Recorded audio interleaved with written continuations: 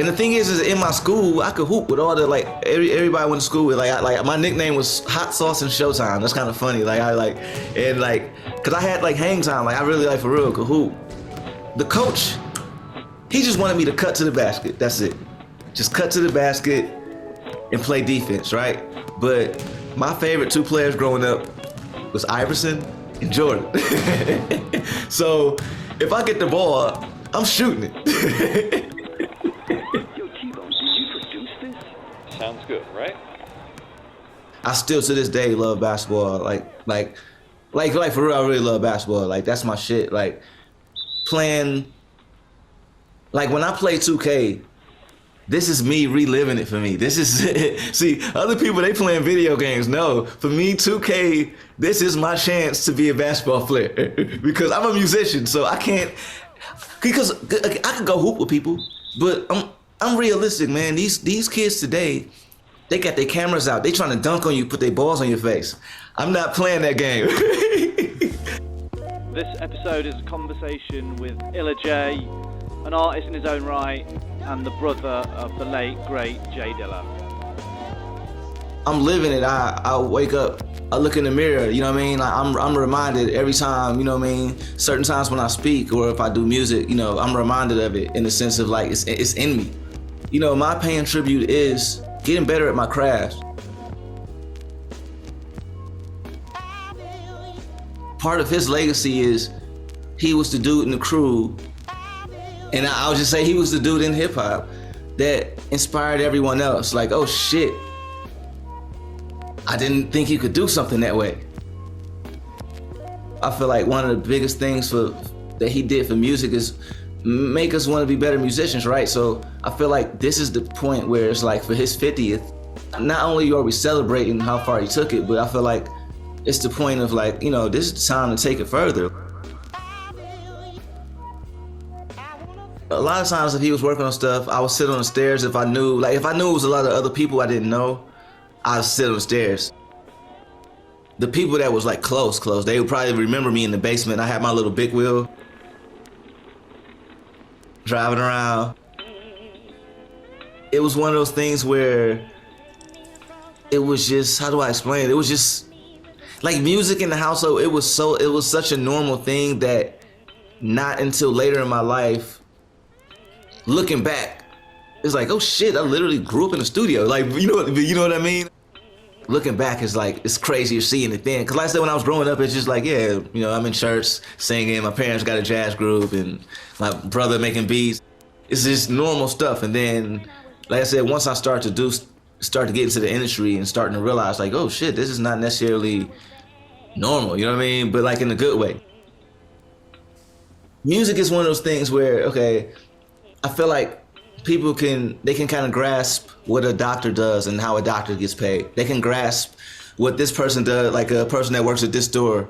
But I feel like music is one of those things, it's hard for someone that's not in the industry and has no experience in the industry to really grasp how the industry, how it works, how the business side works. You have someone that has a music career, they have a successful one at that, and you know what I mean? And then you throw in, you have family members that know nothing about the music industry. So now you mixing business with personal feelings.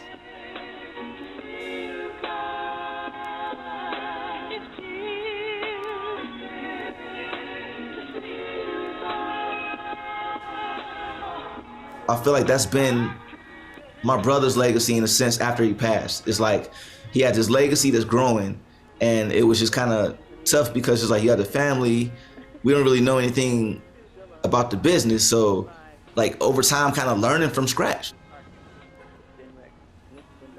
The main thing is that all the heirs are taken care of, and it's like, you know, everything that's done through Tbone Productions takes care of the family. So anything with Tbone on it, that's take care of the family. It's definitely been a journey because like I said, I had to learn so much about the industry, but that's the thing, it's like, if you just talk about the business itself, that's just, okay, cute, cool, few rules and this, but then you throw in people. So this is industry, it's just what it is.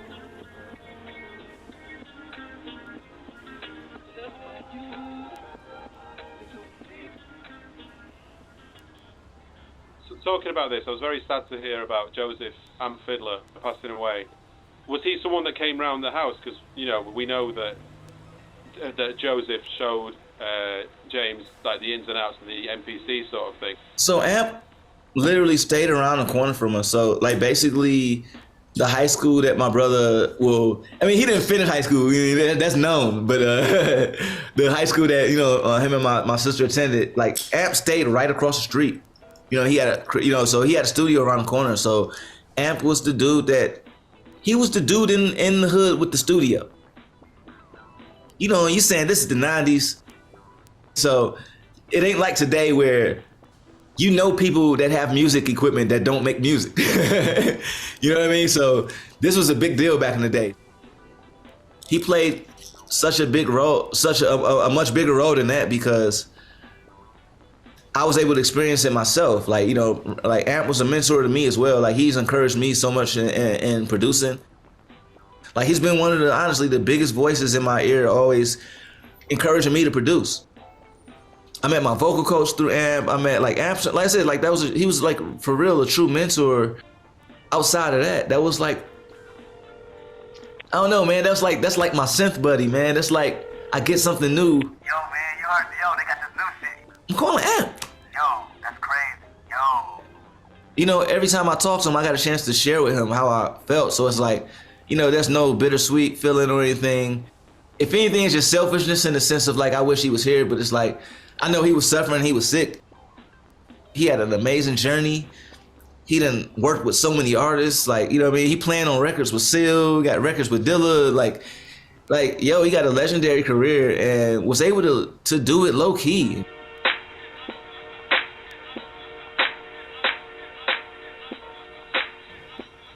But like I said, he's done so much for, honestly, just for my fam, like that's a big deal. Him introducing my brother to Q-Tip, there's so many things that won't happen. I might not be in the position that I'm in now if it wasn't for that, because this is what it is. This industry is politics. So it's just like, who knows what may have happened if he wasn't introduced in that way. And that's not to say that my brother's talent doesn't speak for itself, but it's more like, again, that's the 90s.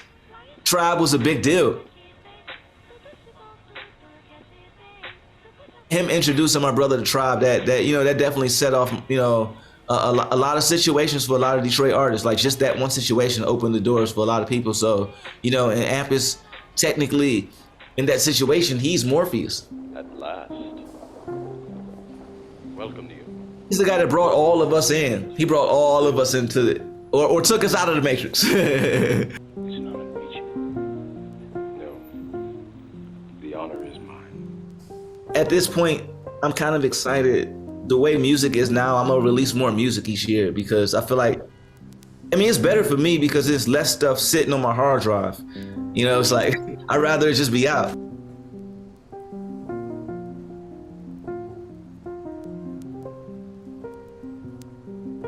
I'm the most excited about like piano right now, if anything. Like I have all this music coming out, that's great, but like everything I'm learning on piano, like man, like, shout out to my teacher, Yuli Geisendorfer. He taught me how to read and write music, so I'm composing now. Like I'm learning jazz. It's changed my whole world of music. Like I'm making stuff all the time, but it just helps you appreciate music even more. Like I think a lot of people, when they think about learning theory, I feel like it's one of those things where they feel like, it's gonna make it not fun, and it's the exact opposite. You want it to be one way, but it's the other way. You understand the instrument in a whole new way, where it's just like, before it was just like these black and white keys and stuff, and now I just like, it just starts to open up like the Matrix now, you know what I mean? So it's like, it's so much fun, and like, I know I could play this scale in relation to this chord. Ooh, you know what? I'm gonna play this chord over top of this. Ooh, that sounds crazy. Let me go down a half step. Ooh, it's because the better that you know that theory, then you can actually take a journey. Now let's take the spaceship for a drive now. Cause now I know how to, cause otherwise we just sitting in here pressing a bunch of buttons not going nowhere. Thank you to Illa J for his time and for talking so eloquently about his brother, J Dilla. Thanks also to my friend Jamie Grooveman, who you heard asking a question in this piece. If you've enjoyed this episode, then please like and subscribe to the show. Writing us a review also helps people to find us. And it's a great way to say thank you if you've enjoyed that time you've spent. And there's also some nice Sounds Good Right merch. Go to Tbone Productions to check that out. I put some up on my Instagram this week as well. Thank you to everyone who's ordered recently. It's been really great and certainly makes this feel worthwhile. This episode was recorded, produced and sound designed by me, Tom Whalley, and I'll see you next time. Yo, Tbone, did you produce this? Sounds good, right?